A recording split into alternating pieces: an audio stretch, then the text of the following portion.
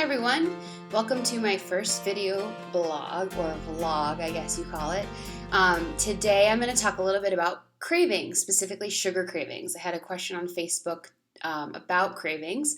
I actually just did a webinar about cravings and how to deconstruct them, so I'm going to include the link to the webinar replay so you guys can take a look at that.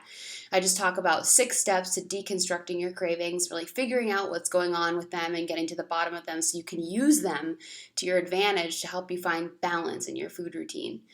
So along with that webinar link, you'll get a link to an exclusive handout that I made. I call it Cravings Questions.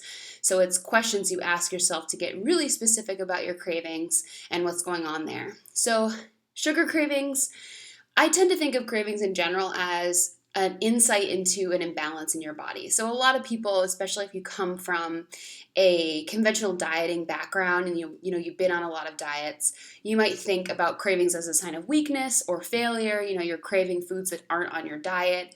But I tend to think of them as very important insights into your body. So when you're craving a certain food, to me that shows that there's something, an imbalance, either a dietary imbalance or a physical imbalance or maybe an emotional imbalance with what's going on in your life that's causing you to crave that food. And sugar is a very common craving. So whenever I'm working with someone that has sugar cravings, what I usually recommend is starting to keep a cravings journal, which is where you just get really you pay a lot of attention to the craving and what's going on with it. So you write down when it's happening, the specific thing you're craving. Are you craving a specific sensation, like something that's crunchy, something that's smooth, creamy, cold? Are you craving a very specific food, like those 100-gram bars that are in your leftover Halloween candy? So just get really specific about it, because the more attention you pay to what you're craving, the less power it's going to have over you. Then you really want to think about whether you're having a physical hunger, like you're actually physically hungry, or you're emotionally hungry. So if you're physically hungry, to me that might mean that there's some kind of dietary imbalance. Like maybe you're not getting enough good starchy carbohydrates in your diet, and you need to add some of those natural sugars from fruit and things like sweet potato or winter squash to kind of supplement to make sure you're getting enough carbohydrates. If you're emotionally hungry, you're not really physically hungry, but you feel like you could eat something, or you just want to eat to satisfy some emotion, I always recommend trying to find a non-food activity that will satisfy that emotion. So for me, I always start craving sugar when I'm bored. I literally find myself in front of our pantry with the cupboard open, thinking to myself, what can I eat? What can I do? When really I'm not hungry at all, I'm just bored. So for me, looking for something to do, like maybe checking my email or reading a book, watching an episode of some TV show that I'm obsessed with, taking the dog for a walk, something that's going to actually satisfy that craving. Because I know the food, it does have the power to comfort you, but it's not going to help in the long term. So that's another thing, and I find that when you're working to deconstruct your cravings, you're always kind of experimenting, and things are always, it's always ups and downs. Like some days you'll indulge and you might feel guilty about indulging. Some days you'll indulge and it won't matter at all. But for me, the most important rule in deconstructing your cravings is being patient and forgiving, and really, just being patient and forgiving with yourself. So there will be times when you decide that, taking the dog for a walk or checking your email isn't going to satisfy this emotional craving, that you really do need that 100-gram bar. And you want it, you just want it. And that's perfectly fine, as long as you're making the conscious decision to have it. So I talk a lot about conscious decisions because I really want to take the mindlessness out of indulging your cravings and add a lot of thought to it. Because the more attention you pay to your cravings, like I said, the more attention you pay to them, the less power they have over you.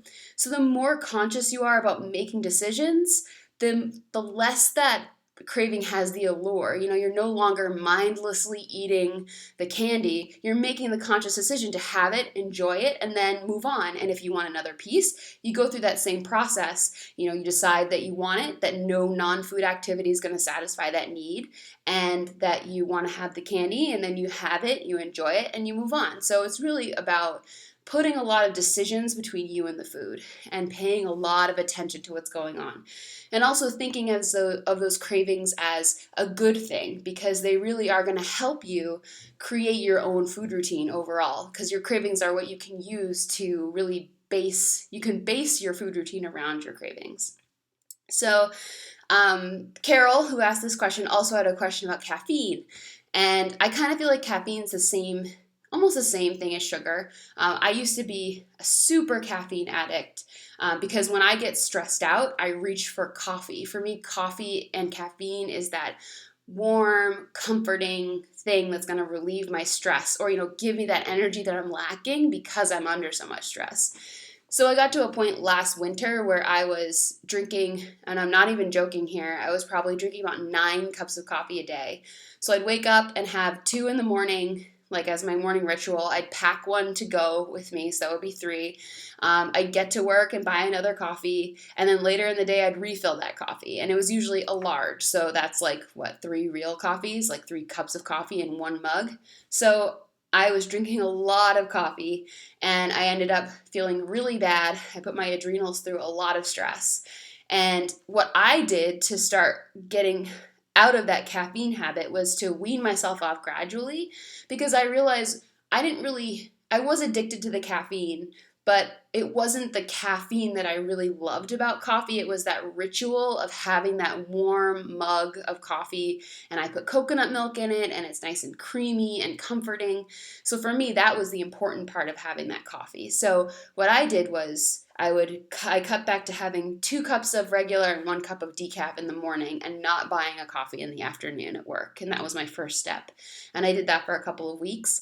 And then I went to 1 cup of regular and 2 cups of decaf in the morning. And then eventually I was able to go to 3 cups of decaf. And it ended up being that I didn't need those 3 cups of coffee. So I ended up just going to 1 cup of decaf. And that's where I am right now. So I take that cup of decaf and I really enjoy it. I put my coconut milk in it. I put a little of my collagen hydrolysate in it. So it's a little bit of a nutritional support, a little boost in the morning. And I really enjoy that. And I actually noticed that I have way more energy than I had before when I was drinking all that coffee. So my biggest tip for cutting back on caffeine would be to start gradually, start slowly, and to think about what you really enjoy about the coffee. Is it that ritual? Is it the caffeine? Do you need an actual energy boost? Is there a way you can get energy from something else, like nutrient-dense foods, dark green leafy vegetables, any kind of nutrient-dense food? So it's a kind of like the sugar cravings, where you really want to think about what's causing that craving and get really into it, put a lot of attention toward it, and really think about if there's a healthy substitute for that. So those are my thoughts on sugar cravings and caffeine in a nutshell. And you can click the link below to access the webinar about the sugar cravings and the 6 steps to deconstruct your cravings. Make sure you get that cravings questions handout too. And if you feel like you'd like some support talking through your cravings, really figuring out what's going on with you and your sugar cravings, if you feel like they're keeping you from reaching your health and weight loss goals or your gut healing goals, feel free to sign up for a session with me, and I'll put the link below there too. So until next week, I'll see you later. Bye.